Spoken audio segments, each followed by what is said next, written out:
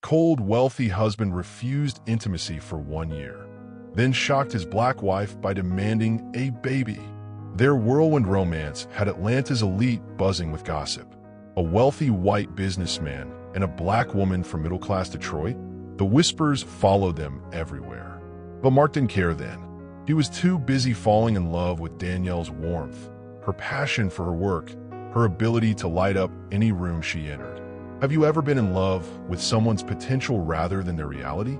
Hi viewers, kindly tell us where you're watching from and what time it is. Warm welcome to the family. Enjoy the story. Imagine your spouse refusing to touch you for a whole year, and then, out of nowhere, demanding a baby. What would you do? Before you judge, let me tell you what happened to Danielle Brooks Whitman in her Atlanta mansion. Have you ever felt invisible in your own marriage? Have you wondered if the person sleeping next to you has become a stranger? Drop a heart if you've ever felt completely alone while sharing a bed with someone. This is the story of Danielle, who discovered that sometimes the cruelest betrayal isn't what your spouse does, it's what they don't tell you. Picture this. The fluorescent lights cast long shadows across their dining room as Mark Whitman spoke the words that would change everything. Danielle, I want us to have a baby. Now. His voice was cold, clinical, like he was closing a business deal. But behind those words, something far more sinister was brewing. What would you do if your husband's coldness was hiding a secret that could destroy everything you built together? If you've ever wondered how far someone would go to protect themselves at their partner's expense, this story will shake you to your core. Hit that subscribe button because you won't want to miss how this unfolds. Now, let me take you back to where it all began. They looked perfect on paper. The successful banker and his beautiful wife living the American dream in an Atlanta mansion, until the night silence became their only conversation. The Buckhead mansion gleamed under Georgia moonlight, its white columns and manicured lawns screaming success to anyone driving down the tree-lined street. But inside, the silence was so thick you could cut it with the expensive crystal gathering dust in their formal dining room. Mark Whitman had built his fortune in tech acquisitions, climbing from his Connecticut roots to become one of Atlanta's most successful investment bankers. At 36, he had everything his conservative family expected: the corner office, the luxury cars, the perfect house. Everything except the ability to show real emotion. Danielle Brooks had been different from day one. When they met at that charity gala in Houston 3 years ago, she was the marketing consultant who actually talked back to him.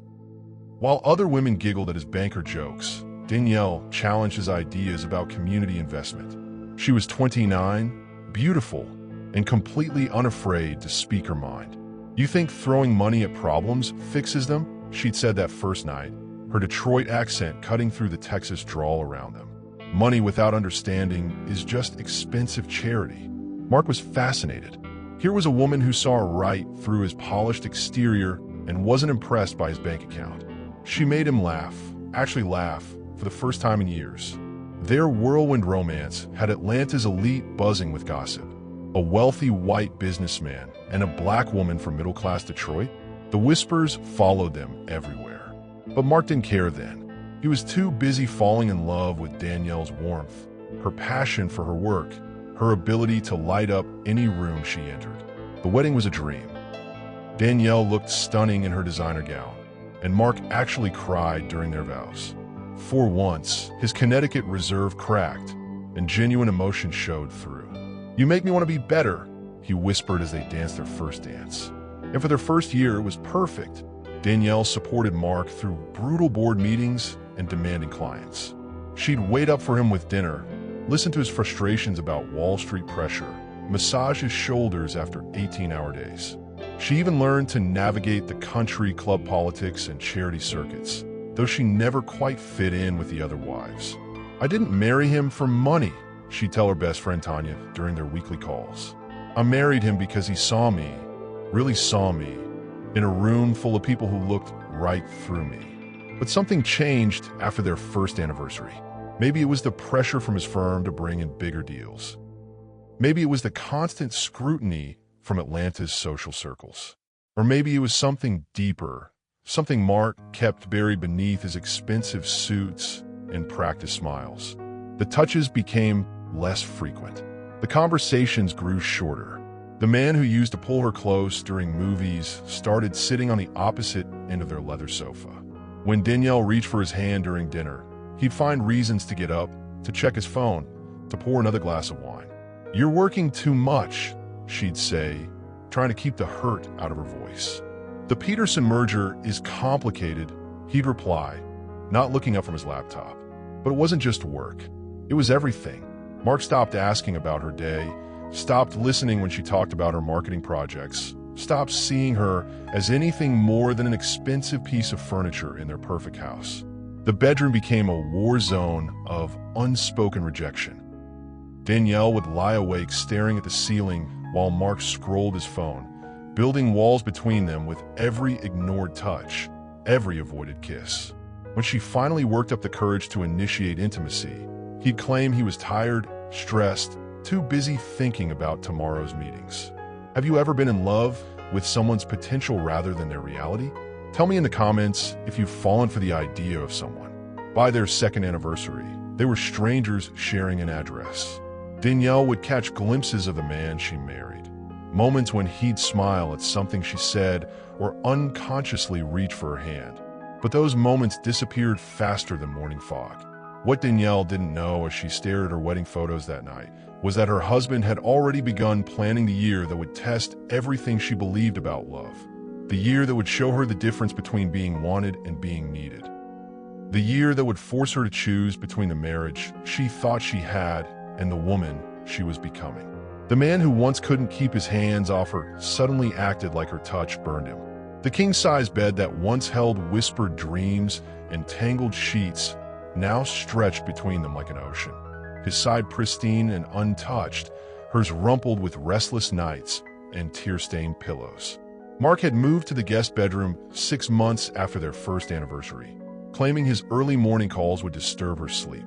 "It's just temporary," he'd said, not meeting her eyes. "Just until the Morrison deal closes." But the Morrison deal had closed 8 months ago. Danielle tried everything to bridge the gap growing between them. She cooked his favorite meals, wore the lingerie he used to love, planned romantic evenings that ended with him claiming exhaustion. She even suggested couples counseling, which made him shut down completely. "We don't need strangers poking around in our business," he'd said, his voice sharp with an edge she'd never heard before. "We can handle our own problems." Except they weren't handling anything. They were drowning in polite conversation and scheduled interactions, like roommates splitting rent instead of lovers sharing a life. Tanya noticed the change immediately during their weekly coffee dates in Virginia Highland. "Girl, when's the last time that man actually looked at you?" she asked, stirring her latte with more force than necessary. Danielle stared out the cafe window, watching couples walk hand in hand down the tree-lined street. "He looks at me," she said quietly. "Looking through you isn't the same thing," Tanya shot back. "You're disappearing, Danny, right in front of everyone. Even your smile looks forced now." That night, Danielle stood in their bathroom mirror, studying her reflection. When had the light gone out of her eyes? When had she started hunching her shoulders like she was apologizing for taking up space? The confident woman who'd challenged Mark at that Houston gala was nowhere to be found. Mark's behavior became more bizarre as weeks turned to months. He'd leave for work before she woke up and return after she'd gone to bed. His home office became his sanctuary, the door always closed, the space off limits even to their housekeeper. Sometimes she'd hear him on late-night calls, his voice animated in ways it never was with her anymore. The worst part wasn't the loneliness. It was the confusion. Had she done something wrong? Said something that hurt him? Changed in ways that made her unlovable? She replayed every conversation, analyzed every interaction, searching for the moment she'd lost him. "Maybe I'm being dramatic," she told Tanya during one of their walks through Piedmont Park. "Maybe this is just what marriage becomes after a couple of years." Tanya stopped walking and grabbed her shoulders. "Listen to me. Love doesn't just disappear overnight. And good men don't shut their wives out for no reason. Something's going on with Mark, and it's not your fault." But Mark wasn't talking. When Danielle tried to bring up their distance, he'd deflect with work stress or family pressure. His parents had never fully accepted her, and she wondered if their disapproval was finally wearing him down. Maybe he was realizing what everyone else seemed to know, that they came from different worlds and didn't really belong together. The breaking point came on a rainy Tuesday evening. Danielle had spent the day working on a campaign for a local nonprofit, something that actually mattered to her instead of the corporate accounts that paid the bills. She was excited to share with Mark, to see if she could spark some of the intellectual connection they used to have. She found him in his office, door cracked open for once. He was hunched over his laptop, completely absorbed in whatever was on the screen. She knocked softly and entered, but when she saw what he was researching, her blood went cold. Genetic testing, fertility clinics, risk factors for hereditary heart disease. "Mark," she said, her voice barely above a whisper. He slammed the laptop shut so fast it made her jump. "Jesus, Danielle, don't you knock?" "I did knock." "Mark, what were you looking at?" "Nothing, just work stuff." He stood up, moving between her and the closed laptop like he was guarding state secrets. "Genetic testing isn't work stuff," she said, her heart pounding. "Mark, are you sick? Is something wrong?" The look that crossed his face was pure panic, followed by something that looked almost like guilt. "It's nothing you need to worry about," he said, but his voice cracked on words. "What would you do if your partner suddenly became a stranger? Have you ever felt rejected without explanation? Share your experience below." When Danielle found Mark researching genetic testing on his laptop at 3 a.m., she had no idea she was witnessing the beginning of his plan to control their future without her consent. The foundation of their marriage was already crumbling, but neither of them knew that the real earthquake was still coming. In Atlanta's elite circles, a beautiful black woman married to a wealthy white banker was either a gold digger or a trophy, never just a woman in love. The country club's crystal chandelier cast light across faces that smiled too wide and spoke in coded language. "She's so articulate," they'd say about Danielle, the words dripping with surprise that cut deeper than outright slurs. "And so lucky to have found Mark." Lucky, as if loving her husband was some kind of lottery win instead of a choice they'd both made. Danielle had learned to navigate these social minefields during their first year of marriage, back when Mark would stand close enough to signal ownership and pride. But now, at charity galas and business dinners, he barely acknowledged her presence. She'd watch other couples, the way husbands would touch their wives' backs while talking, include them in conversations, beam with pride when someone complimented them. Mark treated her like attractive wallpaper. "How's the job hunt going, dear?" asked Patricia Morrison, wife of one of Mark's biggest clients, her voice dripping with false concern. "I imagine it's hard to find work when you're so busy with other things." The implication was clear: rich wives didn't really need careers. They were decorative accessories who attended luncheons and planned fundraisers. The fact that Danielle had built a successful marketing consultancy from scratch seemed to escape everyone's notice. "Actually, I'm expanding my client base," Danielle replied smoothly. "Just signed 3 new accounts this month." Patricia's smile tightened. "How ambitious of you." The word ambitious sounded like an insult coming from Patricia's perfectly glossed lips. In this world, ambitious women were threats to the natural order of things. They made other wives uncomfortable by refusing to shrink themselves to fit into assigned roles. Danielle excused herself and headed for the ladies' room, needing a break from the suffocating atmosphere of judgment and fake smiles.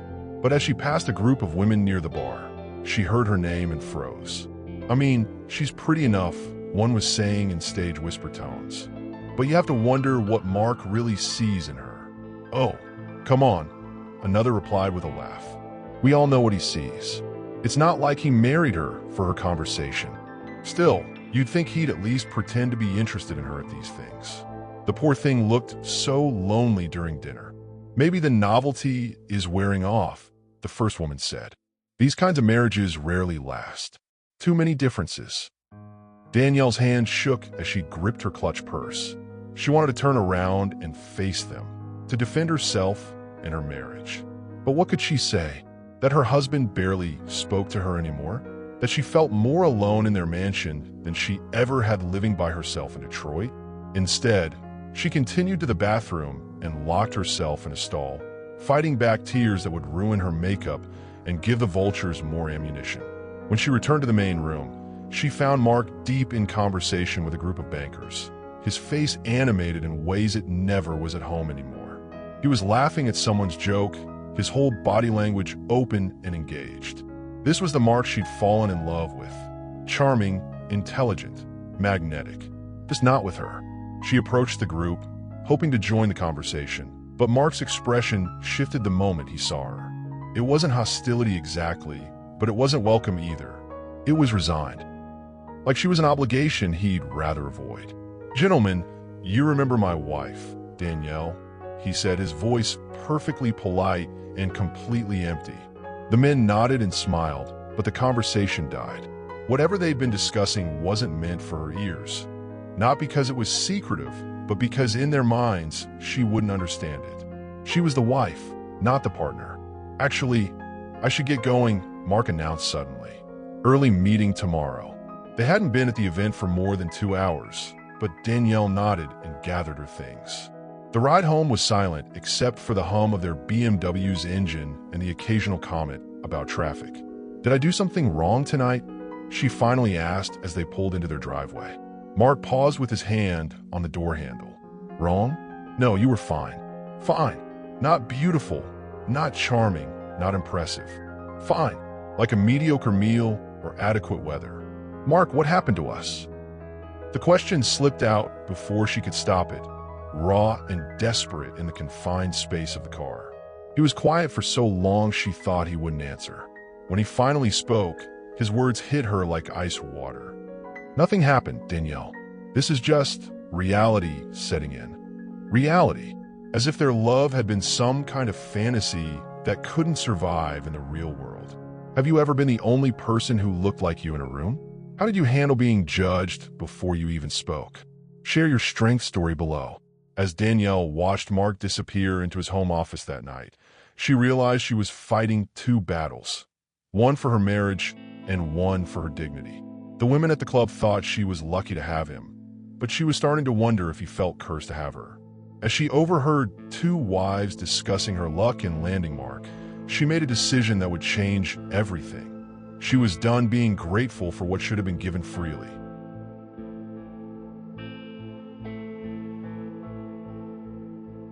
Living with someone who's checked out emotionally is like being married to a beautifully decorated tomb. All style, no life.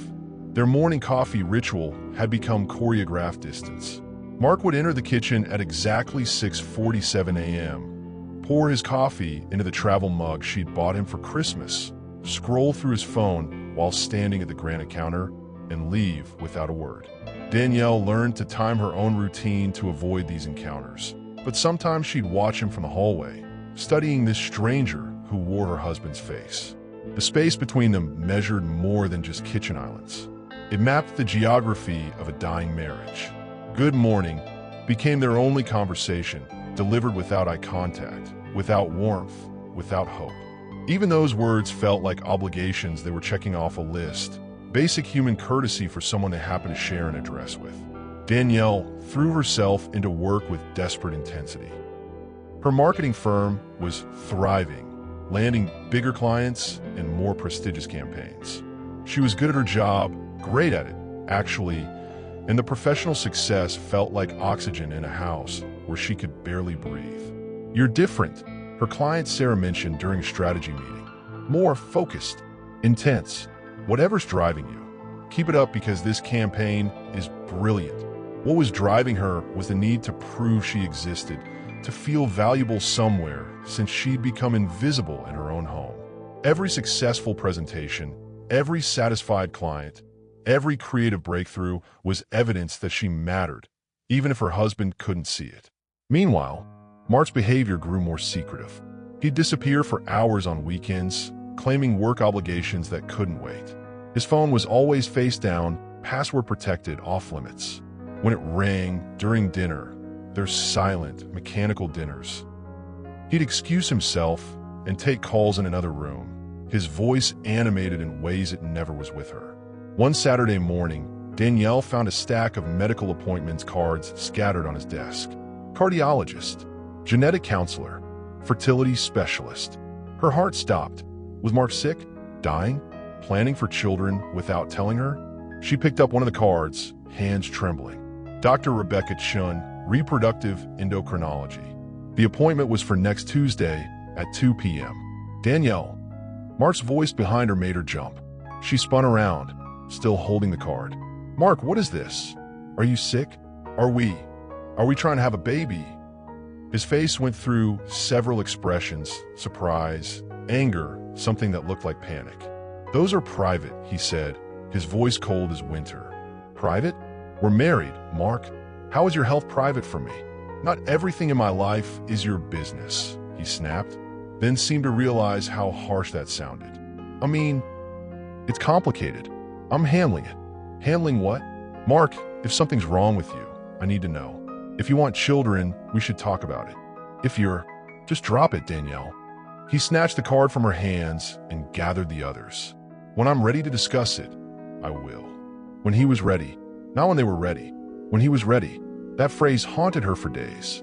Everything in their marriage had become about Mark's timeline, Mark's comfort level, Mark's decisions. She was just expected to exist in the spaces he allowed her, to want only what he was willing to give, to wait patiently for him to decide what their future would look like. The loneliness was suffocating.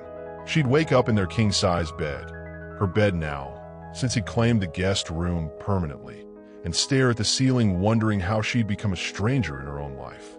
The confident woman who'd built a successful business seemed to disappear the moment she walked through their front door. Tanya staged an intervention over lunch at their favorite cafe in Little 5 Points. You're disappearing, Danny. And I'm not talking about losing weight, though you've done that too. I'm talking about your spirit, your fire, everything that made you.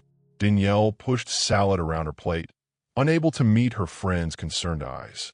Marriage is adjustment, right? Learning to compromise. Compromise is meeting in the middle, Tanya said firmly. What you're doing is erasing yourself. There's a difference. Maybe I'm just being dramatic. Maybe all marriages go through phases like this. Danny, look at me. Tanya's voice was gentle but insistent. When's the last time Mark asked how you're feeling? About anything? The question hit like a punch to the chest because Danielle couldn't remember. Weeks? Months? Mark asked about dinner plans and weekend logistics, but feelings? Emotions?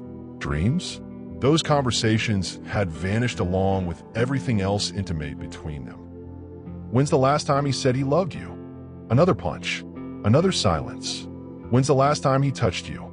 And I don't mean accidentally bumping into each other in the hallway. Danielle felt tears threatening and blinked them back hard. Stop. I won't stop because someone needs to say it. This isn't marriage, honey. This is existence. Parallel lives that happen to share the same address. That night, Danielle stood in their empty living room, their showcase living room that no one ever actually lived in, and tried to remember the last time she'd felt truly happy in this house. The walls were painted in colors Mark had chosen. The furniture reflected his taste. Even the art was selected by his decorator. Where was she in any of it? What's worse, fighting all the time or complete silence? Have you ever lived with someone who felt like a stranger? Tell me how you coped. The night Danielle packed a suitcase and left it by the door, Mark finally noticed she was disappearing. But instead of begging her to stay, he made a calculated decision that would trap them both. Because sometimes the most selfish thing you can do is refuse to let someone leave, even when you've already pushed them away.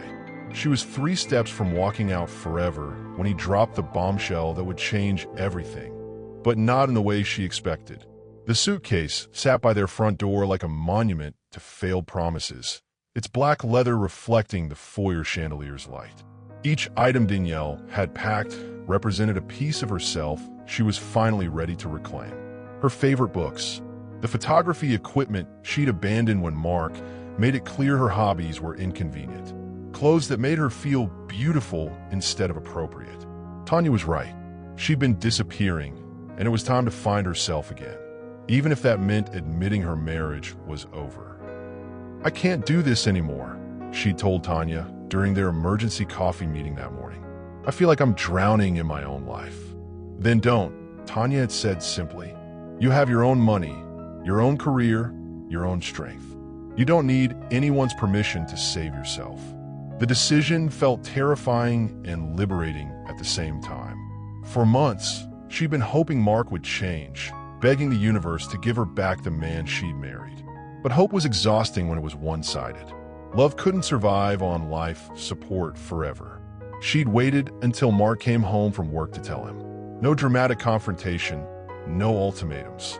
Just honest truth about what their marriage had become and what she needed to do about it. Mark walked through the door at his usual time, 7:23 p.m. exactly, and stopped dead when he saw the suitcase.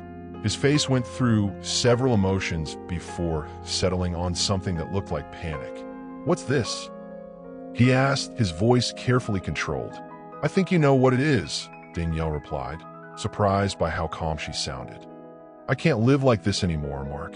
We're not married. We're just two people sharing expenses. You're being dramatic. Am I? When's the last time we had a real conversation? When's the last time you asked me how I'm feeling or what I'm thinking about? When's the last time you touched me like you actually wanted to?" Mark set down his briefcase with deliberate precision, buying himself time. "This is about sex. This is about intimacy. This is about partnership. This is about feeling like I matter to the person who promised to love me, for better or worse. I do love you." The words hung in the air between them, hollow and unconvincing. They both knew he was saying what he thought he should say, not what he actually felt. "No, Mark, you love the idea of having a wife. You love having someone to organize your social calendar and make your house look good for dinner parties. But you don't love me. You barely know me anymore." Mark's control started to crack. "That's not. I don't. Danielle, you can't just leave." "Why not? What exactly am I leaving behind? Silent dinners? Separate bedrooms? A husband who acts like I'm invisible? This is just a rough patch. All marriages go through." "Stop." Danielle's voice cut through his excuses like a knife. "Don't insult my intelligence by pretending this is normal. Don't minimize what we've become." Mark began pacing, running his hands through his hair, the first genuine emotion she'd seen from him in months. "You can't leave right now. The timing is, it's complicated." "Complicated how?" "Work stuff. Board pressures. It would look bad if my wife left during the Henderson acquisition." Even now, facing the end of their marriage, he was worried about appearances. About how her leaving would affect his career, his reputation, his precious standing in Atlanta's business community. "I don't care how it looks, Mark. I care about how it feels. And it feels like I've been dying slowly for the past year." That's when something shifted in Mark's expression. The panic intensified, mixed with something that looked almost like desperation. He stopped pacing and stared at her with an intensity she hadn't seen in months. "Danielle, I want us to have a baby. Now." The words hit her like a physical blow. She actually took a step backward, certain she'd misheard. "I'm sorry, what?" "You heard me. It's time. We should start trying for a baby." "Time." Her voice was barely above a whisper. "Mark, you haven't touched me in over a year. You sleep in a different room. You act like I have a contagious disease, and now you want to have a baby." "I know the timing seems sudden." Sudden. Danielle felt hysteria bubbling up in her chest. "Sudden? You've been treating me like a roommate you barely tolerate, and you think the solution is to bring a child into this disaster?" Mark's jaw tightened. "You're being emotional. I'm being human. Something you seem to have forgotten how to be. A baby would give us something to focus on together, something to rebuild around. You can't use a child to fix a broken marriage, Mark. That's not how any of this works." But even as she said it, she could see the calculation in his eyes. This wasn't about wanting a family with her. This wasn't about love or desire or partnership. This was about control, about finding a way to keep her tied to him without having to do the emotional work of actually being a husband. The realization made her feel sick. "Is this some kind of joke?" she asked, her voice steady despite the chaos in her chest. "You ignore me for months, refuse to tell me what's going on with all those medical appointments, treat me like I'm invisible, and now you think demanding a baby will fix everything." Mark's face had gone pale, but his voice remained cold. "I'm not demanding anything. I'm saying it's time for us to move to the next phase of our marriage." "The next phase?" Danielle laughed, but there was no humor in it. "Mark, we never finished the first phase. You checked out before we even got started. If your spouse demanded a baby after a year of neglect, what would your response be? Would you see it as hope or manipulation? Tell me your thoughts. As Mark stared at her across their foyer, expecting compliance instead of conversation, Danielle realized this wasn't about wanting a family. This was about control, and she was done being controlled. The question was whether she was strong enough to walk away from the life she'd built, even if it wasn't the life she wanted. Picture this. You're sitting across from someone you shared a bed with for 3 years, and they're about to tell you they've been living a double life. That's exactly where Danielle found herself that Tuesday evening in their dining room. Mark's hands trembled as he reached for a manila folder tucked under his placemat. The same hands that signed million-dollar deals couldn't stay steady as he faced his wife. "There's something I need to tell you," he said, his voice barely above a whisper. "About why I pulled away." Danielle's heart pounded. Part of her had been waiting for this moment. The confession about another woman, the admission that he'd fallen out of love, something that would make sense of the past year of coldness. But what came next wasn't what she expected. "I've been seeing doctors," Mark began, sliding the folder across the table. "Genetic counselors, heart specialists. My father didn't just die of a heart attack, Danielle. He had a rare genetic condition that causes sudden cardiac death. And there's a 50% chance I have it too." Danielle stared at the medical reports scattered before her. Charts filled with numbers she couldn't understand, but the fear in Mark's eyes was crystal clear. "I found out about a year ago," he continued. "During my annual physical, the doctor ran some tests after I mentioned my family history, and everything just spiraled from there." "A year ago?" Danielle's voice cracked. "You've known this for a year?" Mark nodded, unable to meet her gaze. "The genetic testing takes months. Then there are more tests to confirm. I didn't want to worry you until I knew for sure. But you do know for sure now. I carry the gene." The words fell between them like stones. "There's a high probability I'll develop the condition. And if we have children..." He trailed off. Danielle felt the blood drain from her face. "If we have children, what?" "There's a 50% chance I'd pass it on. Our kids could face the same thing. Early death. No warning. Just gone." The silence stretched between them. Outside, Atlanta traffic hummed its evening symphony. But inside their dining room, the world had stopped. "So you decided to shut me out instead of trusting me with this?" Danielle's voice was deadly quiet. "I was protecting you." "From what, Mark?" "From being your wife. From having a choice in our future. From the pain of knowing we might not have the family we dreamed about." Danielle stood abruptly, her chair scraping against the hardwood floor. "You took that choice away from me. You spent a year treating me like a stranger because you decided, alone, what I could and couldn't handle." "Danielle, please." "No." Her voice cut through his plea. "You went to appointments without me. You got test results without me. You made decisions about our children. Children who don't even exist yet without me. What part of that was protecting me?" Mark finally looked up, and she saw tears in his eyes. "I was scared. I watched my father collapse in our driveway when I was 12. One minute he was teaching me to change oil, the next he was gone. I couldn't bear the thought of putting you through that uncertainty. So instead, you put me through the uncertainty of thinking my husband had stopped loving me. I never stopped loving you. Then why didn't you trust me with this? We're supposed to be partners, Mark. Partners share the hard stuff. They don't make unilateral decisions about genetic testing and family planning." Mark ran his hands through his hair. "I thought if the test came back negative, I could just go back to normal. You'd never have to know. But they didn't come back negative." "No, they didn't." Danielle paced to the window, staring out at their perfectly manicured lawn. Everything looked so normal from the outside. Their neighbors walking dogs, kids riding bikes, life moving forward while hers felt completely derailed. "The baby demand," she said suddenly, turning back to face him. "That's what this is about, isn't it? You want to have children before the condition gets worse." Mark's silence was her answer. "My God, Mark, you've been planning our entire reproductive future without consulting me. You pulled away physically and emotionally for a year, then demanded we have a baby like it was a business transaction. You thought wrong." Danielle's anger was building now, replacing the initial shock. You thought you could control the timeline, control the information, control me. That's not. Yes, it is exactly that. You made medical decisions without your wife's input. You created a timeline for having children based on your fears, not our readiness. You turned intimate moments into strategic planning sessions. Mark stood slowly, moving toward her. I was trying to protect us both.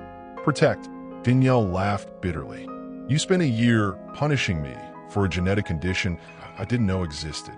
You made me feel unwanted, undesirable, like I'd done something wrong. How was that protection? You didn't mean a lot of things, apparently. But intentions don't matter when the impact destroys trust. The weight of the year crashed down on her all at once. The lonely nights, the self-doubt, the wondering what was wrong with her, the feeling invisible in her own marriage. I need air, she whispered, heading for the door. Don't leave. Please, let's talk about this. Danielle paused at the threshold. We should have been talking about this a year ago, Mark. The time for including me in decisions about our life was when you first got scared, not after you'd already mapped out our future. So what happens now? She looked back at him. This man she'd married, this stranger who'd been carrying secrets that shaped every day of their marriage without her knowledge. Now I have to figure out if I can trust someone who chose fear over partnership. Someone who made decisions about her children before consulting their mother. As she walked out into the Atlanta evening, her phone buzzed. A text from an unknown number. Check the news. Your husband's company is about to make headlines, and your name is all over the investigation files.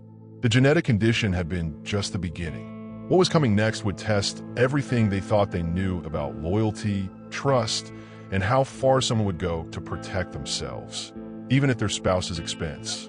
The FBI doesn't send a courtesy call before they turn your life upside down. Danielle learned this at 6:47 a.m. on a Thursday morning when 3 black SUVs pulled into their circular driveway like something out of a movie. Except movies don't capture the sick feeling in your stomach when you realize the starring role in this particular drama is you. Mrs. Brooks Whitman, Agent Sarah Martinez, flashed her badge through the peephole. We need to speak with you about some financial transactions. Financial transactions. The words echoed in Danielle's head as she opened the door to find what looked like half the Atlanta FBI field office standing on her porch. Mark appeared behind her in his robe, his face pale. What's this about? Sir, we'll need to speak with you both separately. There's been an allegation of insider trading involving your wife's marketing firm and confidential information from your bank. Insider trading. The accusation hit like a physical blow.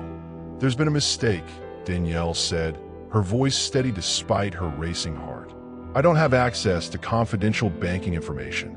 Agent Martinez consulted her notepad. Ma'am, we have evidence suggesting otherwise. Someone with knowledge of Whitman Financial's upcoming acquisitions leaked information that was used to make strategic marketing investments. Those investments netted over $2 million in profit for your firm. What investments? Danielle's mind raced. I handle campaign strategies and brand positioning. I don't make investment decisions. We'll need to search the premises, another agent announced, producing a warrant. This includes all computers, phones, financial documents, and correspondence. The next 4 hours felt like living in someone else's nightmare. Federal agents treated their home like a crime scene, photographing everything, bagging evidence, turning their private life inside out for examination. Mark sat in their living room answering questions about his access protocols and security measures. Through the doorway, Danielle could hear him explaining how information was compartmentalized at the bank, how few people had advanced knowledge of acquisitions. Your wife's marketing firm signed 3 major clients in the past 6 months, Agent Martinez told her. All 3 companies were acquired by your husband's bank within weeks of signing with her firm. That's not coincidence, Mrs. Brooks Whitman. Danielle's head spun. I research companies before pitching them. I look for growth indicators, market position, stability. Of course, I'd target successful companies. Companies that your husband's bank was secretly planning to acquire. I didn't know about any acquisitions. Mark doesn't discuss his work with me. As if to prove her point, Agent Martinez raised an eyebrow. According to our investigation, You two barely discuss anything. Separate bedrooms, minimal communication, very little interaction according to household staff and neighbors. The personal details of their dying marriage laid bare in a federal investigation. Danielle felt exposed and raw. Someone provided detailed financial projections and acquisition timelines to your firm, the agent continued. Information that exists in only a handful of people's computers at Whitman Financial. Either you had access to your husband's confidential files, or someone else was feeding you information, or someone is setting me up. Agent Martinez leaned forward. Who would want to set you up? Mrs. Brooks Whitman. The question hung in the air. Who indeed? Someone with access to Mark's files.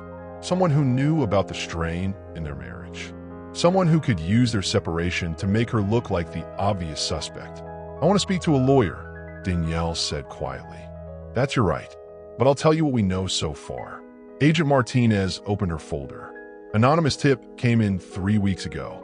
Detailed information about the trading pattern, dates, amounts. Someone wanted us to look at your firm very specifically. Anonymous tip. Someone had deliberately pointed federal investigators toward her. Who made the tip? Anonymous tips stay anonymous. But whoever it was had very specific information about your marriage, your business relationships, and your husband's upcoming deals. Danielle felt sick. Someone close enough to know intimate details about their personal life had served her up to federal investigators like a sacrificial lamb. The agents finished their search just after noon, leaving with boxes of files, computers, and phones. The house felt violated and empty. Mark stood in the foyer, surveying the damage. My partners are furious, he said without looking at her. The board called an emergency meeting. The board, they're concerned about the investigation, about the bank's reputation. What about your wife's reputation? Mark finally met her eyes. Danielle, did I what? Comit federal crimes. Risk everything we've built for money my firm doesn't even need. I have to ask. No, you don't. Her voice was ice cold. You have to believe your wife when she tells you she's innocent. You have to defend her when people assume the worst. You have to stand beside her when the world turns against her. Mark looked away. It's complicated. Complicated how? The board thinks. He trailed off. The board thinks what, Mark? They think maybe we should consider separation until this gets resolved. The words hit like a slap. Your board is making decisions about our marriage now. It's not about our marriage. It's about protecting the bank. From your wife. From the investigation. Danielle stared at this man she'd married. This stranger who valued his board's opinion over his wife's innocence. So let me understand this correctly, she said slowly. Someone frames me for insider trading. Federal agents tear apart our home. And your response is to consider separation because your business partners are nervous? Danielle, where's the man who promised to love and protect me? Where's my husband who should be fighting beside me instead of calculating how to distance himself? I am fighting for us. By considering separation, by trying to minimize the damage. To whom? To the bank? To your reputation?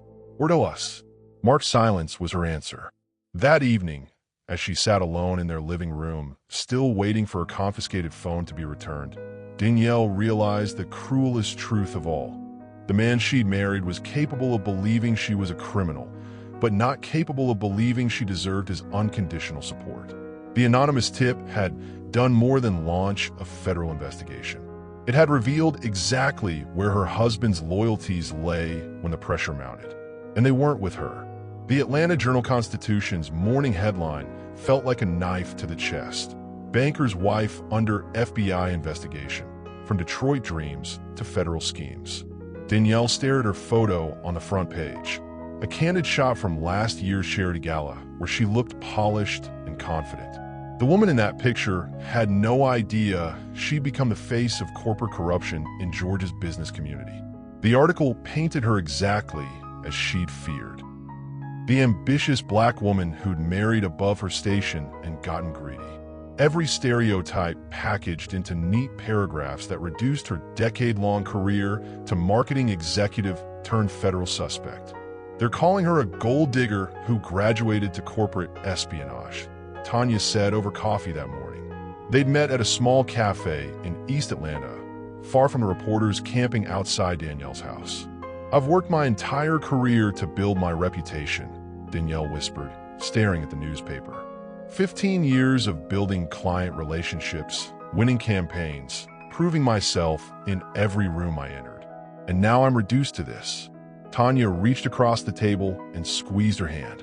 "Anyone who knows you knows this is garbage. But most people don't know me. They know what they read in headlines.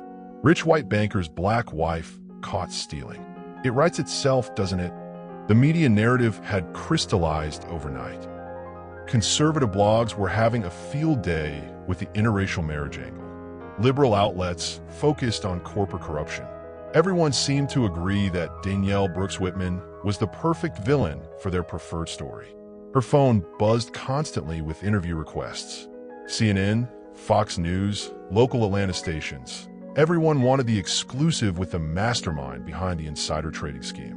"Where's Mark in all this?" Tanya asked. Danielle's jaw tightened. Whitman Financial issued a statement yesterday. They're cooperating fully with federal investigators and have complete confidence in the justice system. That's not what I asked. He hasn't made any public statements defending me. His lawyer advised against it. His lawyer? Apparently I'm a liability now. Public support for me could damage the bank's reputation further. Tanya's expression darkened. So he's protecting his business instead of his wife. His board recommended he maintain professional distance until the investigation concludes. Professional distance? From his wife? Danielle's voice broke slightly. 3 years of marriage, Tanya. 3 years of supporting his career, attending his business functions, being the perfect banker's wife. And when I need him most, he's worried about what his colleagues think. The betrayal cut deeper than the federal investigation. She could fight criminal charges. She was innocent and the truth would eventually surface. But how do you fight the realization that your husband values his reputation more than your relationship? The country club has been interesting, Danielle continued. Suddenly nobody can make eye contact. Women who've gossiped with me for years crossed the room to avoid conversation. Fair weather friends. Or maybe they were never friends at all. Maybe I was just the diversity hire for their social circle. And now that I'm controversial, they're done pretending to include me. Tanya leaned forward. What does your lawyer say about the case? The evidence is all circumstantial. Yes, my firm signed clients who were later acquired by Mark's bank. But I can prove I researched those companies through public information. The timing looks suspicious, but correlation isn't causation. So why are they pushing so hard? Because someone gave them very specific information about the acquisitions. Someone with inside knowledge of Mark's deals fed investigators details that make me look guilty. Someone who wanted you to look guilty.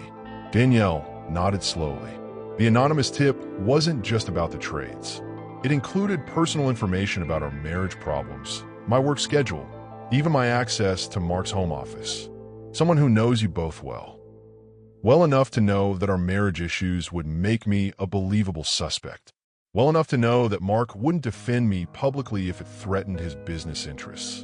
The realization had been growing for days. Someone in their inner circle had orchestrated this entire scenario. Someone who understood that painting Danielle as the greedy wife who betrayed her husband's trust would be easy for people to believe. Have you told Mark your theory? Danielle's laugh was bitter. Mark is more concerned about damage control than finding the real culprit. His priority is protecting Whitman Financial, not clearing his wife's name, even if it means you go to prison. Apparently, the board believes sacrificing one person to save the company is acceptable collateral damage. And Mark agrees with that. Danielle stared out the cafe window at Atlanta's skyline. Somewhere in those gleaming towers, her husband was probably sitting in another emergency board meeting, discussing how to minimize her impact on their quarterly earnings. Mark has shown me exactly who he is under pressure, she said quietly. Someone who chooses institutional loyalty over personal loyalty. Someone who values his professional reputation more than his marriage vows. What are you going to do? Before Danielle could answer, her temporary phone rang. The caller ID showed her lawyer's office. Mrs. Brooks Whitman, we need to meet immediately. Her attorney's voice was tense. I've received some interesting information about your case. What kind of information? The kind that changes everything. Someone wants to talk, and what they have to say is going to blow this investigation wide open. Danielle felt her heart race. Someone who knows the truth. Someone who knows who really has access to your husband's files. Someone who's been watching this entire setup from the inside. After hanging up, Danielle looked at Tanya with a mixture of hope and dread. What if proving my innocence means exposing someone Mark cares about? She asked. What if the real culprit is someone he'd rather protect than me? Then you'll know once and for all where your husband's loyalties lie.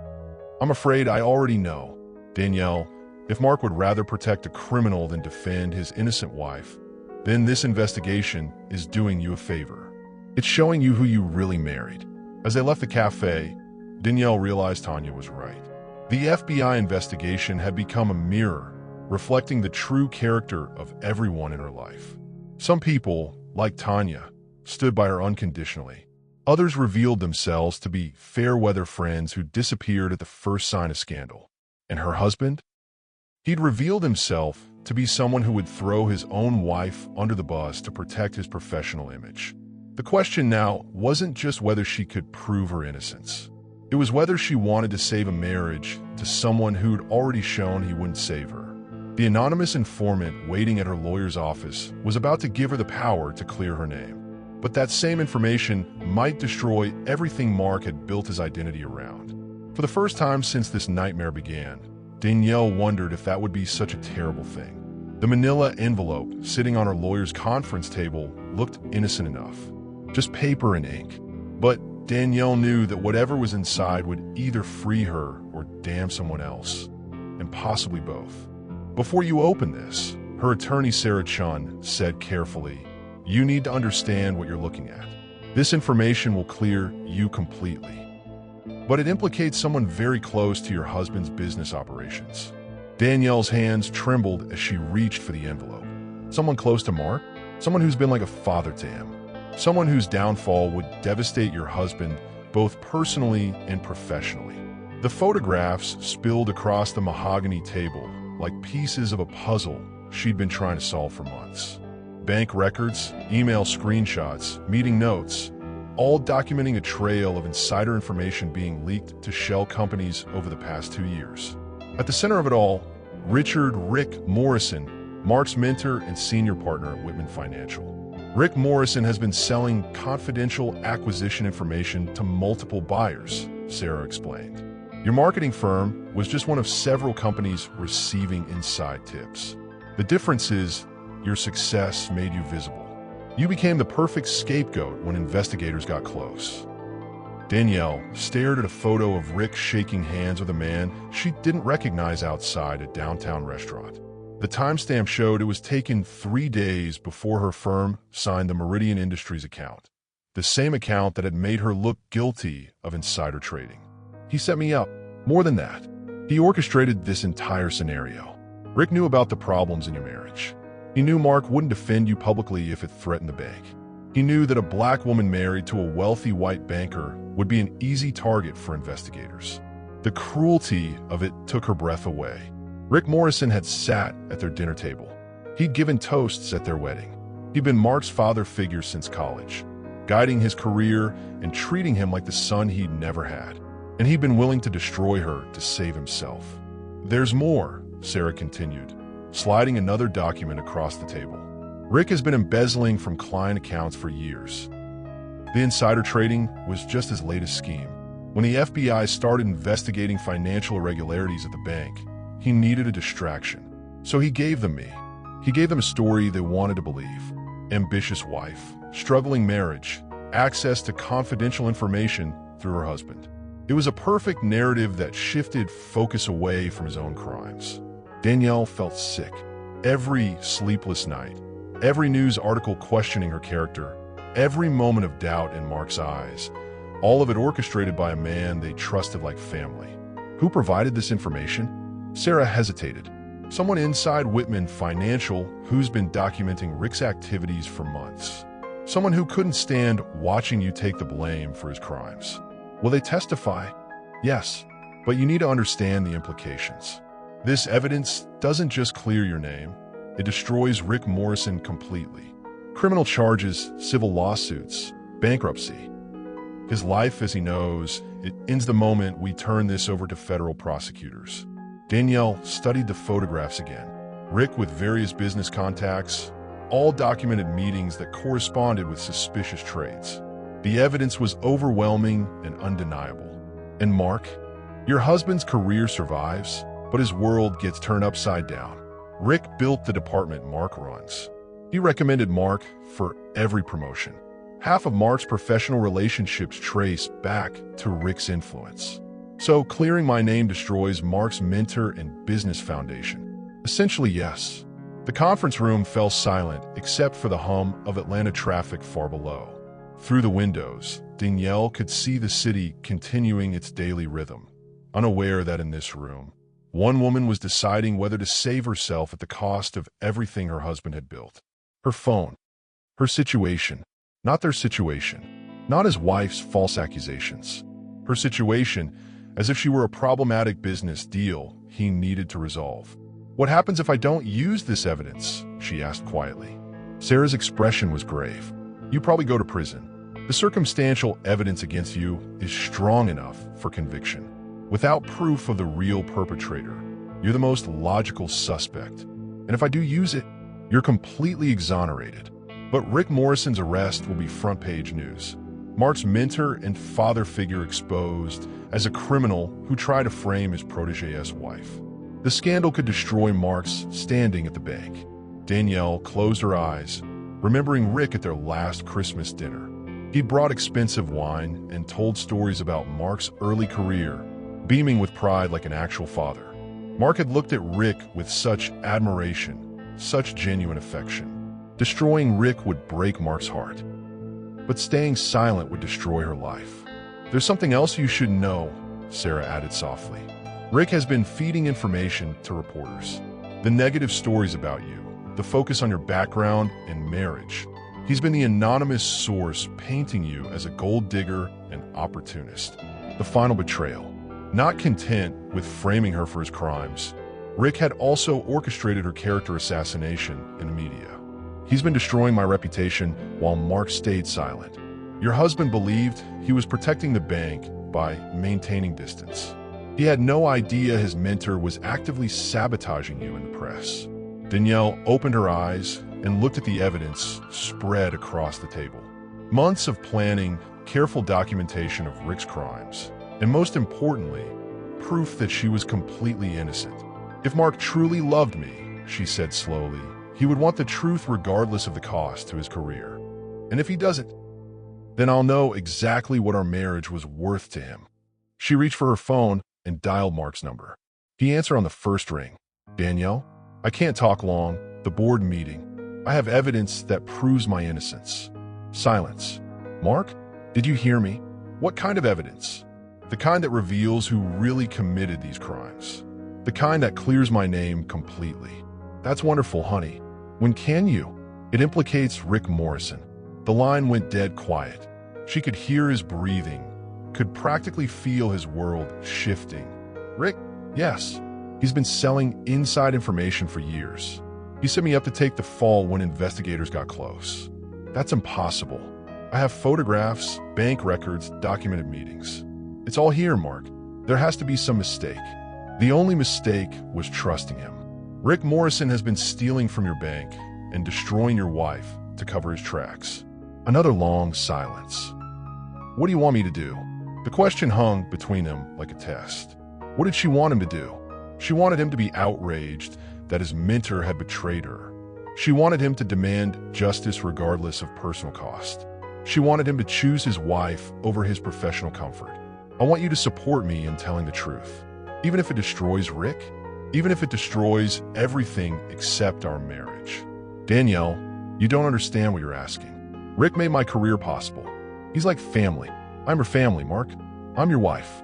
And I'm asking you to stand with me while I clear my name. The silence stretched until she couldn't bear it anymore. Think about what matters more to you, she said quietly. Protecting a criminal who tried to destroy me, or supporting your innocent wife. I'll be at the FBI field office tomorrow morning with my attorney. You can either be there with me, or you can explain to your board why you chose loyalty to a felon over justice for your wife." She hung up before he could respond. Tomorrow, she would clear her name. The question was whether she'd still have a marriage worth saving. The FBI field office in Atlanta buzzed with morning energy as Danielle walked through the glass doors at exactly 9 a.m., her attorney beside her in a briefcase full of evidence that would change everything. Agent Martinez looked surprised to see her. "Mrs. Brooks Whitman, you weren't scheduled. I'm here to provide evidence that will resolve your investigation," Saracen interrupted, setting the briefcase on the conference room table. "Evidence that proves my client's complete innocence and identifies the actual perpetrator." Danielle scanned the room for Mark. Empty chairs, federal agents, prosecutors preparing for what they thought would be another interrogation session. But no husband standing beside his wife as she fought for her freedom. "Before we begin," Agent Martinez said, settling in her chair, "you should know that your husband's attorney called this morning. Whitman Financial is prepared to cooperate fully with any expanded investigation." Expanded investigation? They're aware that new evidence might implicate other parties. They want to ensure the bank's full cooperation in pursuing justice. Corporate speak for throwing whoever was necessary under the bus to protect the institution. Danielle wondered if Mark had helped craft that statement. Sarah opened the briefcase and methodically laid out the evidence. Photographs, bank records, email communications, meeting documentation. 2 years of criminal activity traced directly to Richard Morrison's coordinated insider trading scheme. Agent Martinez studied the documents, her expression growing more serious with each page. "Where did you obtain this information?" "A Whitman Financial employee who's been documenting suspicious activities. Someone who couldn't stand watching an innocent woman be framed for crimes she didn't commit. This employee is willing to testify." "Absolutely. They've been cooperating with our investigation for weeks, waiting for the right moment to come forward." Danielle watched federal agents examine evidence that would destroy Rick Morrison's life while clearing her name completely. Part of her felt vindicated. Finally, proof of her innocence laid bare for everyone to see. But another part felt sick about the devastation this would bring to Mark's world. "Mrs. Brooks Whitman," Agent Martinez looked up from the documents. "This evidence completely exonerates you.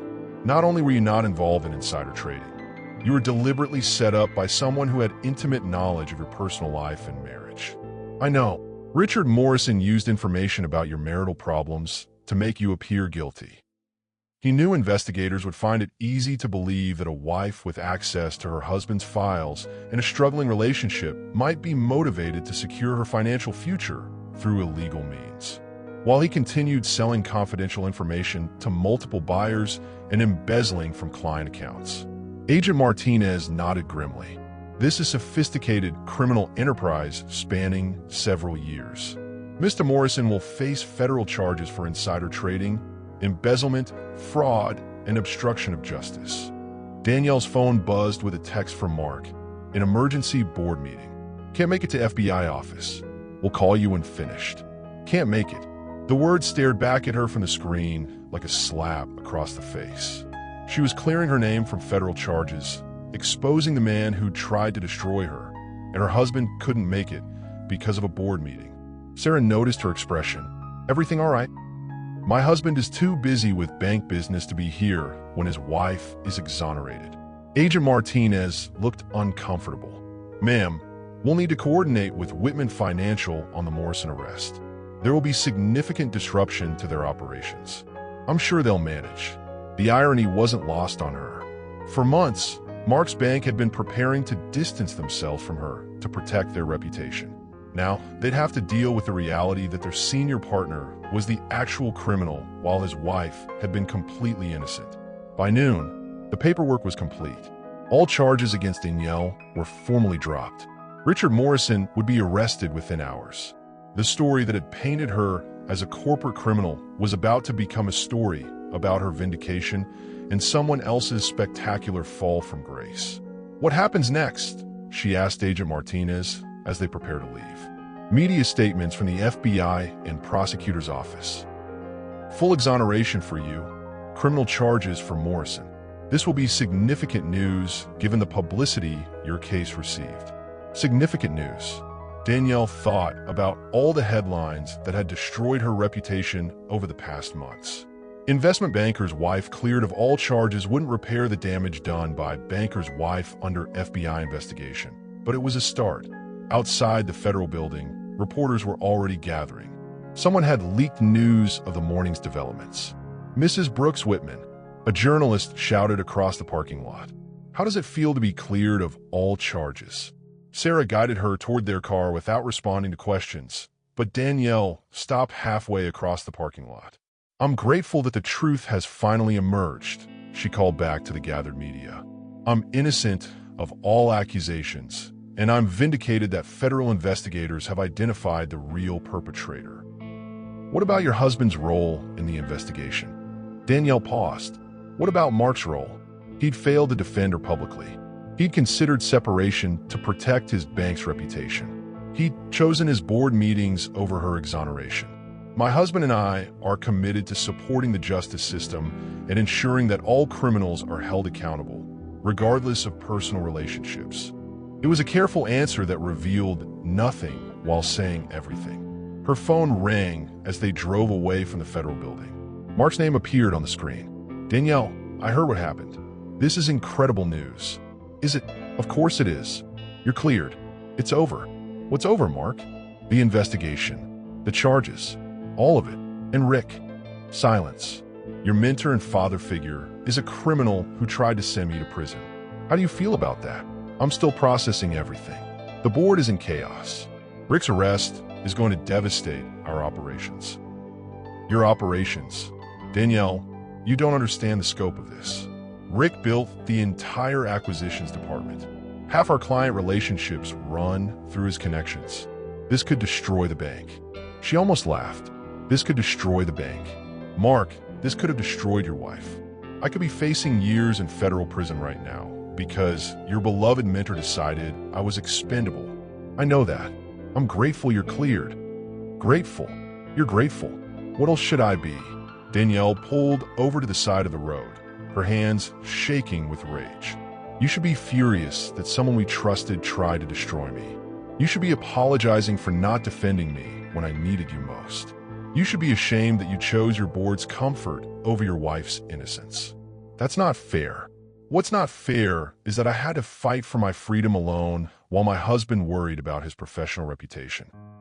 What's not fair is that you're more concerned about Rick's impact on your bank than his attempt to frame me for federal crimes." "Danielle, please." "No, Mark. I'm done. I'm done being understanding about your priorities. I'm done accepting that your career comes before our marriage.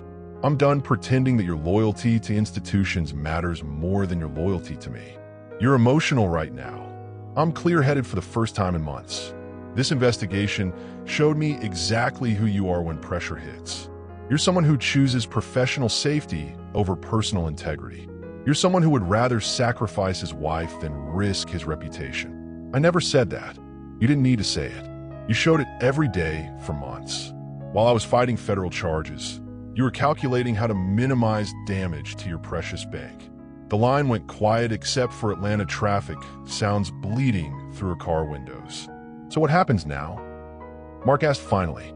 "Now you decide what matters more to you, rebuilding trust with the wife you abandoned during the worst crisis of her life, or protecting your relationship with the institution that employs you.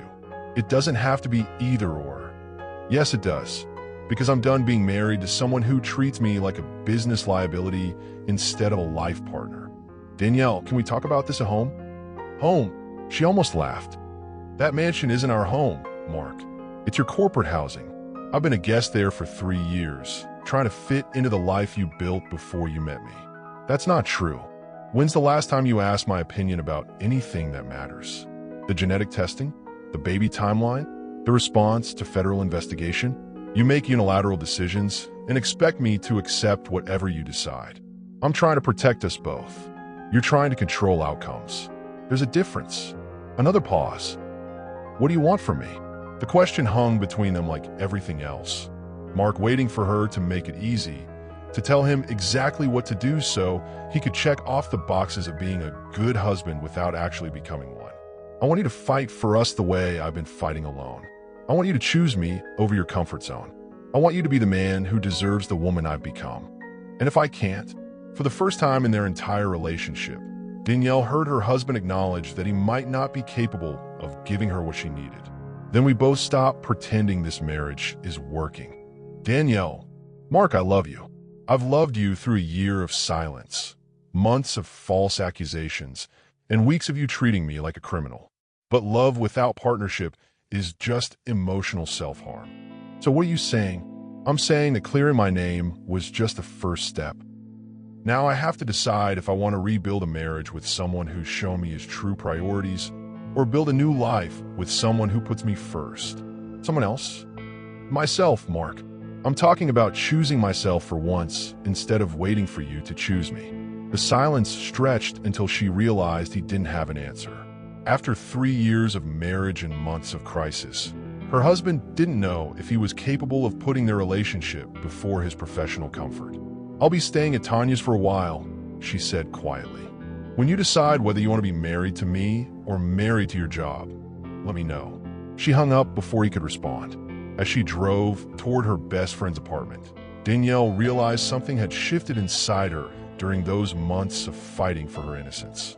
She discovered her own strength, her own worth, her own refusal to accept less than she deserved. The question now wasn't whether Mark would choose her over his career comfort. The question was whether she'd choose him over the woman she'd become while learning to fight her battles alone. For the first time since their wedding day, Danielle Brooks Whitman wasn't sure what her answer would be. 3 weeks into living at Tanya's apartment, Danielle discovered something surprising. She wasn't miserable. Sure, sleeping on a pull-out couch in East Atlanta wasn't exactly the luxury she'd grown used to in Buckhead. But waking up without the weight of someone else's silence pressing down on her chest, that felt like breathing again after holding her breath for years. You're different, Tanya observed over morning coffee. Lighter somehow, Danielle considered this, watching Atlanta's morning rush through the kitchen window. I think I forgot who I was before I started trying to be the wife Mark wanted. And who were you? Someone who didn't ask permission to take up space. Someone who made decisions based on what felt right, not what felt safe. Her phone had been buzzing constantly with interview requests. Wrongfully accused wife speaks out was apparently the story everyone wanted to tell. But Danielle wasn't ready to become the poster child for anything yet. She was still figuring out what came next. Mark had called twice. Both conversations lasted less than 5 minutes and accomplished nothing except confirming that they were still speaking different languages about what marriage meant. The board thinks we should consider couples counseling, he'd said during the second call. The board thinks? Mark, do you have any opinions that don't come from a committee? I'm trying to fix this. You're trying to manage this. There's a difference. But today was different. Today, Mark had asked, not told, asked if she'd be willing to meet with a marriage counselor. Not because his board recommended it, but because he was scared of losing her. Dr. Jennifer Chen's office felt like neutral territory. Beige walls, comfortable chairs, and a box of tissues strategically placed where both spouses could reach them. The tissues suggested which outcome was more common. So, Dr. Chen began, looking between them. What brings you both here? Danielle almost laughed. Where did they even start? The year of silence? The genetic secrets? The federal investigation? The complete breakdown of trust? Mark cleared his throat. We've been having communication issues. Communication issues.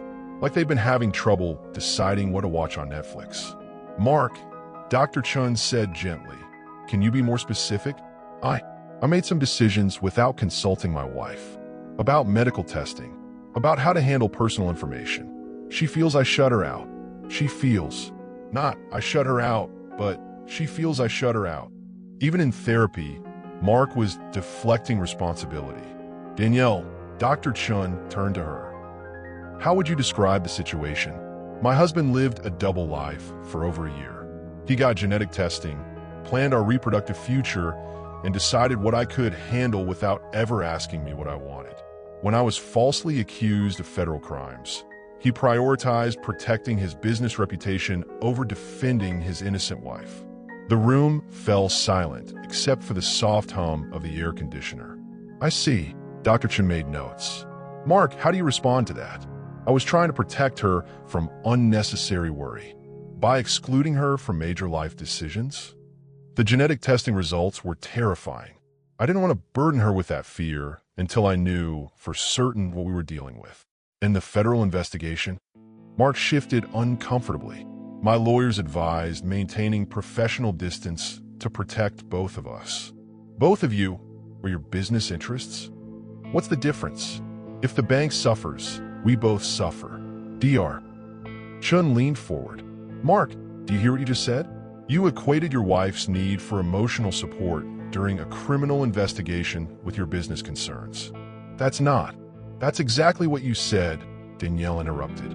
"Everything gets filtered through what's best for your career.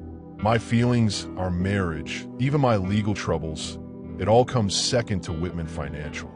That's not fair. What's not fair is having a husband who treats his wife like a subsidiary of his professional life." Dr. Chun intervened before Mark could respond. "Let's explore.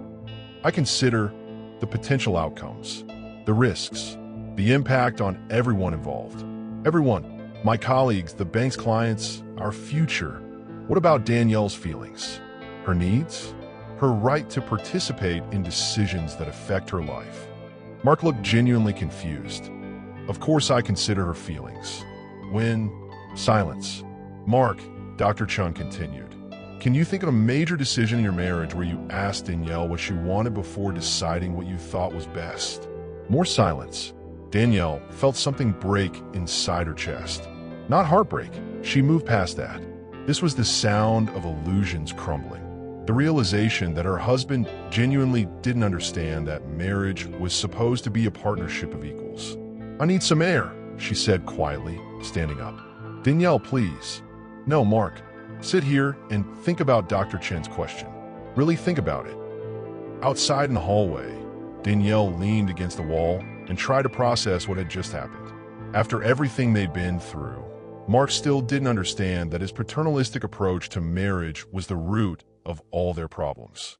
Her phone buzzed with a text from her marketing firm. "New client inquiry. Major campaign. They specifically asked for you after seeing the news coverage." "Interested?" For the first time in months, Danielle smiled. The federal investigation that was supposed to destroy her reputation had actually enhanced it. She was now the marketing executive who'd been wrongfully accused and completely vindicated. Companies wanted someone with that kind of resilience and integrity. When she returned to Dr. Chen's office, Mark looked like he'd been crying. "I made a list," he said quietly, holding up a piece of paper. "Times when I made decisions for US without asking what you wanted." Danielle sat down and waited. The genetic testing, the decision to pull away physically, the timeline for having children, where we lived, what social events we attended, how to handle the federal investigation. His voice cracked. "I can't think of a single major decision where I asked what you wanted first. Mark, I treated you like someone who needed to be managed instead of someone who needed to be partnered with." Dr. Chin nodded encouragingly. "That's an important realization. What do you think drove that behavior?" Mark stared at his hands. "Control, I guess. If I made all the decisions, I could control the outcomes. Keep everyone safe, keep everything stable. And how did that work out? It almost destroyed my marriage and sent my wife to prison." The honesty was a start, but Danielle had learned not to mistake self-awareness for transformation. "Mark," she said carefully, "understanding the problem isn't the same as fixing it. You've spent 3 years making unilateral decisions about her life. Can you actually change that pattern? I want to try. Wanting isn't enough. Are you willing to be uncomfortable? Are you willing to share control? Are you willing to make decisions together, even when it's messy, and scarier than deciding alone?" Mark met her eyes for the first time in the session. "I'm willing to learn, but I need you to teach me." "That's not my job, Mark. I'm not your trainer or your mother. I'm your wife, and I need a partner who shows up as an equal." "Then what do you need from me?" The question hung between them. What did she need? She needed him to choose her over his comfort zone. She needed him to fight for their marriage the way she'd been fighting alone.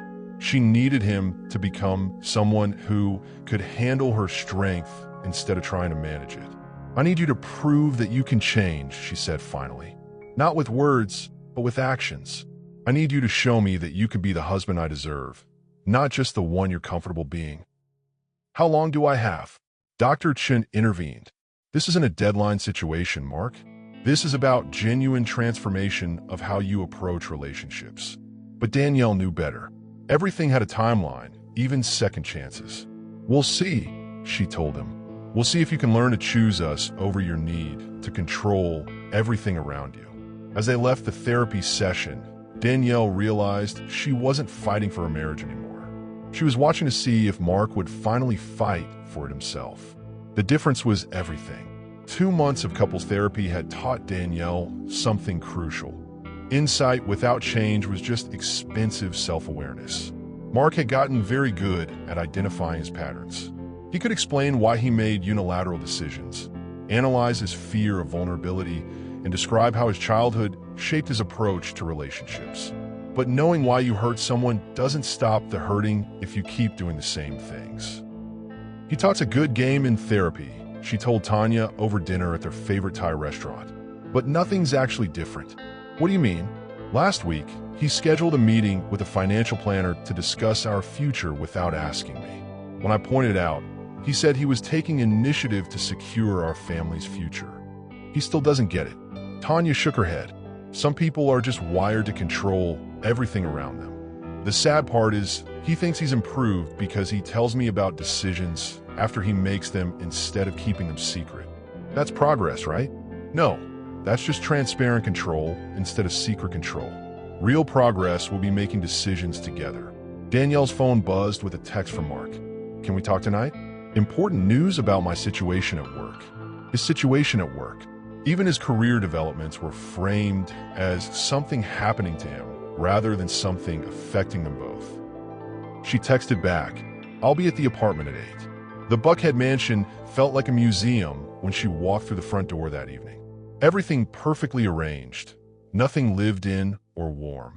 She'd been gone for 2 months, and the house looked exactly the same except for a stack of therapy books on Mark's nightstand. "Thank you for coming," Mark said, gesturing toward the living room like she was a business appointment. "What's the important news?" "The board offered me Rick's position. Senior partner, head of acquisitions, significant salary increase." Danielle sat down slowly. "Rick's position. They want to promote from within rather than hire externally.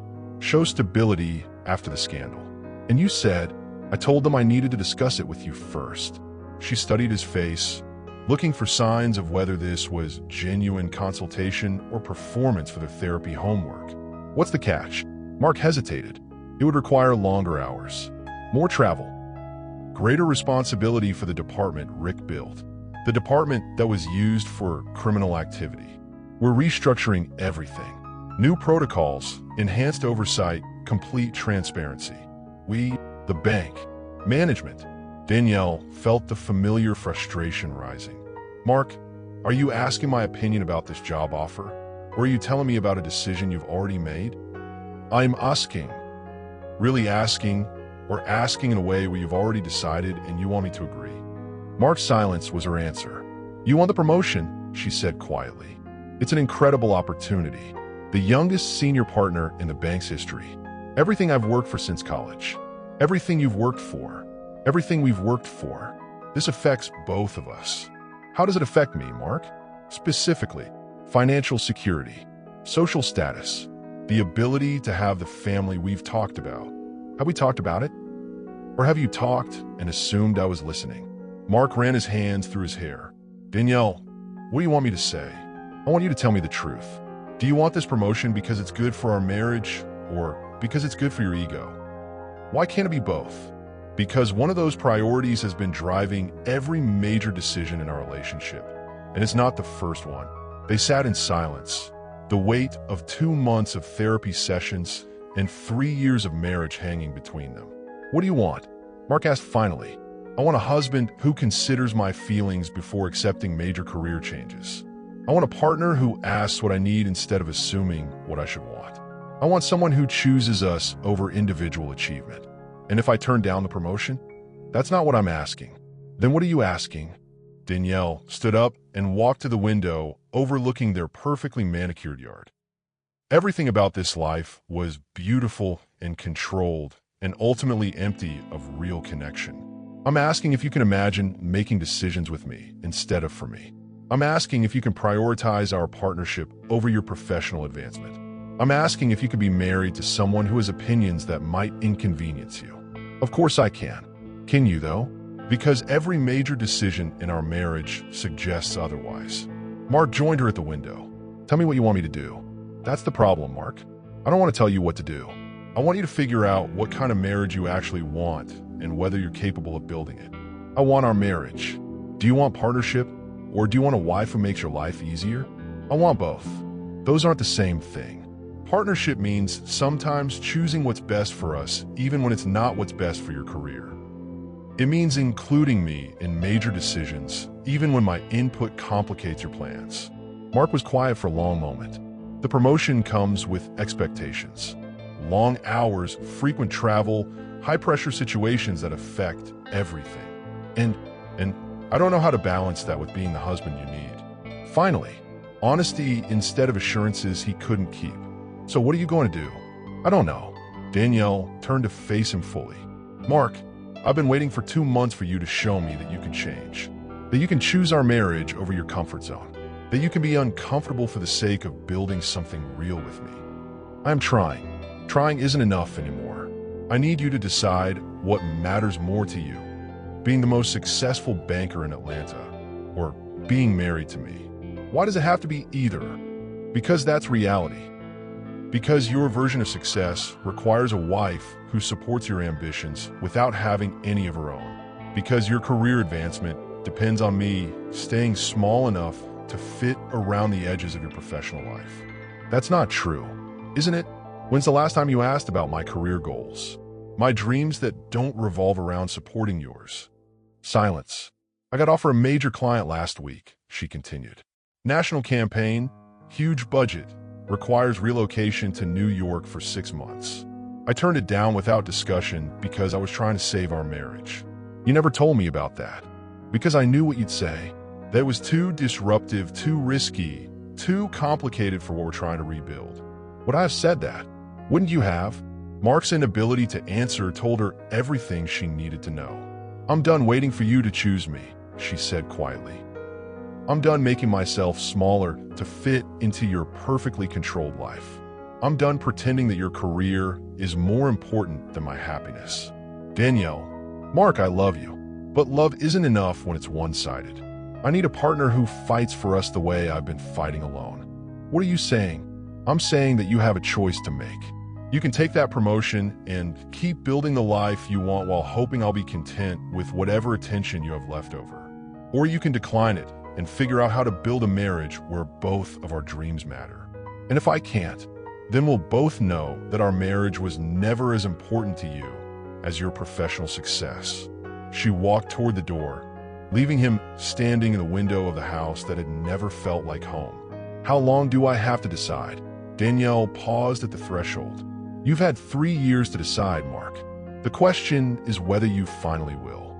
The call came at 11:47 p.m. on a Tuesday. Danielle almost didn't answer. Unknown numbers usually meant reporters still trying to get interviews about the federal investigation. But something made her pick up. Danielle. Mark's voice was rough, like he'd been crying. Can you meet me somewhere? Please. Mark, it's almost midnight. I know it's late, but I need to see you. I have something to tell you, and I can't wait until morning. Something in his tone made her sit up straighter. This wasn't the controlled, careful Mark she'd been married to. This was someone who sounded broken open. Where? The hotel where we had our first date. The lobby bar. I'll wait however long it takes. The Ritz-Carlton downtown felt different at midnight. Quieter, more intimate, like a stage set for conversations that couldn't happen in daylight. Mark was already there when she arrived, still wearing his work clothes, but looking like he'd aged years since she'd last seen him. Thank you for coming, he said, standing as she approached. What's so urgent that it couldn't wait? I turned down the promotion. Danielle felt her breath catch. What? This afternoon, I went to the board meeting prepared to accept Rick's position. I had my acceptance speech planned, my transition timeline mapped out. Everything perfectly organized, just like always. She slid into the chair across from him, studying his face in the dim bar lighting. What happened? They started talking about expectations. The travel schedule, the client dinners, the weekend conferences.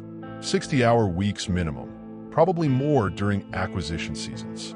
That's what you expected. No, that's what I told myself I could handle. But sitting in that boardroom, listening to them describe the life they wanted me to live, all I could think about was you. Mark's voice cracked slightly. I thought about you sitting in our therapist's office, asking if I could choose us over my comfort zone. I thought about you turning down that New York opportunity to save our marriage. I thought about how you fought federal charges alone while I worried about my reputation. Mark, I realized that taking that promotion would be the final proof that you've never been as important to me as my career. And I can't live with that. Danielle felt tears welling up despite herself. So you turned it down. I told them I was honored by the offer, but I had something more important to prioritize. They asked what could be more important than this opportunity. What did you say? I said my marriage to the strongest, most incredible woman I've ever known. A woman who deserves a husband who chooses her every single day, not just when it's convenient. The words hung between them in a quiet bar. After 3 years of feeling like a sidebar to Mark's professional ambitions, hearing him publicly prioritize their marriage felt almost surreal. How did they react? Mark laughed bitterly. About how you'd expect. Shock, disappointment, questions about my commitment to the bank's future. And I realized I don't care what they think about my priorities. For the first time in my career, I genuinely don't care if they question my loyalty to an institution over my loyalty to my wife. Danielle studied his face, looking for signs of the regret that would inevitably come. You're going to regret this decision. Maybe, probably, but I'll regret losing you more. Mark, this is exactly the kind of grand gesture that looks romantic but doesn't change fundamental patterns. Tomorrow morning, you're going to wake up and remember that you gave up everything you've worked for. Everything I thought I worked for, he corrected. I've been working toward the wrong goals. Have you? Danielle, the night you were clear of federal charges, I went home to an empty house and realized I'd spent our entire marriage building a life that didn't include you as an equal partner. I'd created this perfect professional existence and expected you to be grateful for whatever space was left over. He leaned forward across the small table. I don't want to be successful at the expense of being married to you. I want to figure out what success looks like when it includes both of our dreams. That's beautiful, Mark, but what does it actually mean? What changes tomorrow? Tomorrow, I start looking for a different kind of career. Something that allows me to be present for our relationship. Something that doesn't require me to choose between professional advancement and being the husband you deserve. And if that career doesn't exist, then I'll create it. Consulting, smaller firms, something that values work-life balance over constant growth. Danielle felt something shift inside her chest. Not hope exactly, but curiosity about whether this man could actually become someone different. This is terrifying for you, she observed. Absolutely terrifying. I've never made a major life decision based on relationship priorities. I've never chosen emotional needs over financial optimization. I have no idea what comes next. And you're okay with that uncertainty? I'm okay with being uncertain about my career if it means being certain about us. The honesty was startling. The Mark she'd married would never have admitted to uncertainty about anything, let alone embraced it as a path forward. What do you want from me? She asked quietly. I want you to come home, not to the house. That's never felt like home to either of us.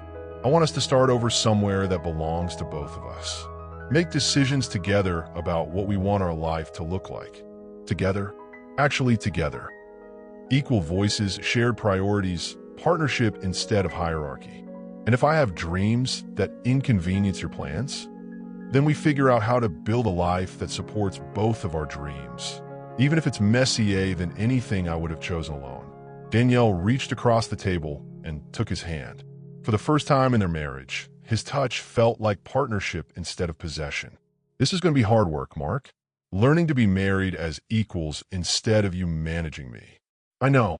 You're going to want to fall back into old patterns when things get difficult. Probably. And I'm not going to make it easy for you by pretending to be smaller than I am. I don't want you to. She believed him. Maybe for the first time in their marriage. She believed that he meant what he was saying. Okay, she said quietly. Okay, let's go home and figure out what comes next. As they walked out of the hotel together, Danielle realized something had fundamentally changed. She wasn't choosing Mark over herself anymore. She was choosing to build something new with someone who had finally decided she was worth choosing too. The Virginia Highland apartment was nothing like the Buckhead mansion. Smaller, older, with creaky floors and neighbors who played music too loud on weekends. But when Danielle turned the key in the lock 6 months after Mark's midnight confession, it felt like the first place they'd ever shared that belonged to both of them. I still can't believe you gave up the mansion, Tanya said, helping carry boxes up the narrow staircase. That was never our house, Danielle replied, setting down a box labeled kitchen both.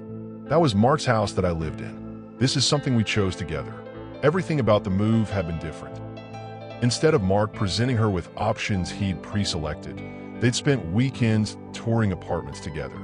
Instead of him deciding on neighborhood priorities, they'd made lists of what mattered to each of them and found compromises.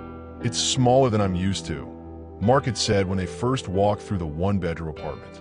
It's bigger than my first place in Detroit, Danielle had replied.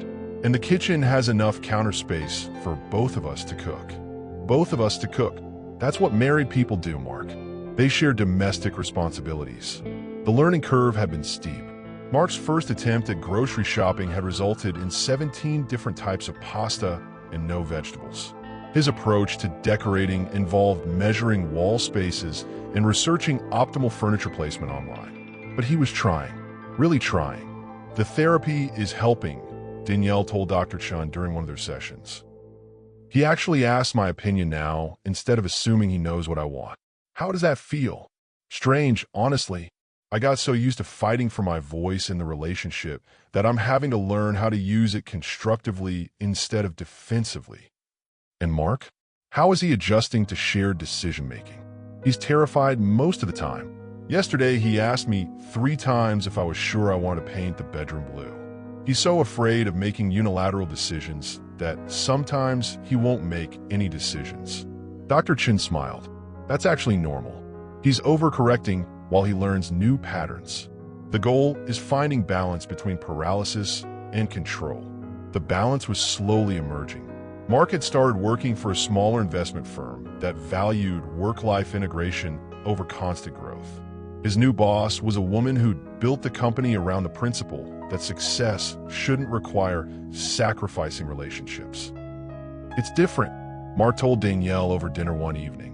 We actually leave the office by 6. We don't work weekends unless there's a genuine emergency. I keep waiting for the other shoe to drop. What other shoe?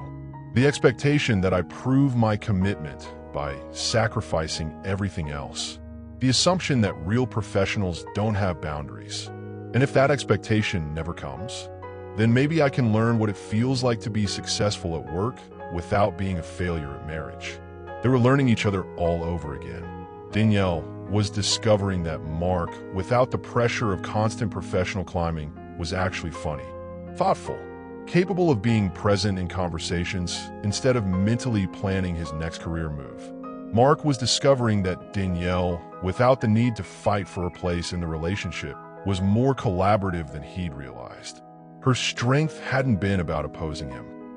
It had been about insisting on her right to exist fully in her own marriage. I got an interesting call today, Danielle said one evening as they worked together to assemble a bookshelf for their living room. Good interesting or bad interesting? The New York client I turned down last year? They called again. Bigger campaign, more flexibility for remote work. They really want me specifically. Mark's hands stilled on the instruction manual. 6 months ago, he would have immediately started calculating why it wouldn't work. Tonight, he asked a different question. Do you want to take it? I'm interested, but it would mean travel, long hours during campaign launches, less predictable schedules. How do you feel about that? She set down her screwdriver and looked at him. I feel excited about the professional challenge, and I feel nervous about how it might affect what we're building here. So let's figure out together. Together, what would you need to make it work? What I need to adjust? How could we structure things so that your career growth strengthens our relationship instead of threatening it? The conversation that followed was unlike any they'd ever had about career decisions. Instead of Mark listing obstacles and Danielle defending her ambitions, they brainstormed solutions. Instead of one person's needs being prioritized, they looked for ways to support both of their goals. You could take the project, Mark said finally. We can make it work. Are you sure? I'm sure that I want to be married to someone who's fulfilled professionally, not someone who gave up her dreams to make my life more convenient. 2 weeks later, Danielle signed a contract for her biggest campaign ever. The client wanted her specifically because of her resilience during the federal investigation, her ability to rebuild trust, and her reputation for integrity under pressure. It's ironic, she told Mark as they celebrated with takeout Chinese food in their small apartment. The worst thing that happened to us professionally became the foundation for the best opportunities. Maybe that's what happens when you stop running from hard things and start facing them together. That night, as they lay in bed in their apartment that creaked with the sounds of real life, Danielle felt something she hadn't experienced in their mansion. Contentment with who they were together instead of anxiety about who they should become. Mark, yeah, I love you. I love you too. No, I love who you're becoming. I love who we're becoming. Even though it's messier than what we had before. Especially because it's messier. Perfect-looking relationships are usually perfectly empty. This feels real. 6 months earlier, she'd been ready to walk away from their marriage. Tonight, she was excited to see what they could build together. The difference was everything. 18 months later, Danielle stood in the bathroom of their Virginia Highland apartment, staring at 2 pink lines that would change everything. This time, though, the change felt like possibility instead of fear. Mark, she called softly through the bedroom door. Yeah, can you come here for a minute? When he appeared in the bathroom doorway, she held up the pregnancy test without saying a word. His face went through a dozen emotions in seconds: surprise, joy, concern, love. We're having a baby, he whispered. We're having a baby, she confirmed. Instead of immediately launching into planning mode, Mark sat down on the edge of the bathtub and pulled her close. How do you feel about it? He asked. Excited, scared, happy, terrified. She laughed. Everything at once. Me too. They sat together in the small bathroom, processing the reality that they were going to be parents. 2 years ago, Mark had demanded a baby like it was a business transaction. Today, they were facing parenthood as actual partners. I keep thinking about the genetic testing, Mark said quietly. What about it? About how I handled all of that alone instead of with you. If this baby has the same risks, then we'll face them together. All of it. The testing, the results, the decisions. Together. Promise. Promise. Later that evening, they sat in the nursery they'd started preparing months ago. Not because of any timeline or genetic fears, but because they decided they wanted to be parents together. The walls were painted soft green, with hand-painted trees that Mark had insisted on doing himself. I was thinking about names, Danielle said, her hand resting on her still flat stomach. Already, Grace. For a girl, Grace Brooks Whitman. Mark's eyes filled with tears. Why Grace? Because she's going to be born into a family that learned how to choose love over fear. Parents who figured out how to give each other grace while they learned how to be better. And for a boy, I was thinking James, after your father, but also because it means one who follows after. This baby is coming after we learn how to do this right. Mark wiped his eyes. You want to honor my father even after everything with a genetic condition? Your father gave me the man I fell in love with. The genetic condition is just information we'll handle together. But his love for you, his values, his kindness, that's worth honoring. I love you, Mark said simply. I love you too, all of you, even the parts that are still learning how to be married. The pregnancy progressed smoothly, with both of them taking turns being excited and anxious about becoming parents. They attended appointments together, made decisions jointly, and had countless conversations about what kind of family they wanted to create. I want our daughter to grow up watching her parents treat each other as equals, Danielle said during one of their evening walks around the neighborhood. I want her to see that marriage is about supporting each other's dreams, not just coexisting, Mark added. I want her to know that love means showing up for the hard conversations, not avoiding them. I want her to see her father choose her mother every single day. When Grace Brooks Whitman was born on a Tuesday morning in March, weighing 7 pounds and 2 ounces, she came into a world completely different from the one her parents had inhabited 2 years earlier. She's perfect, Danielle whispered, holding their daughter for the first time. She's ours, Mark said, his voice full of wonder.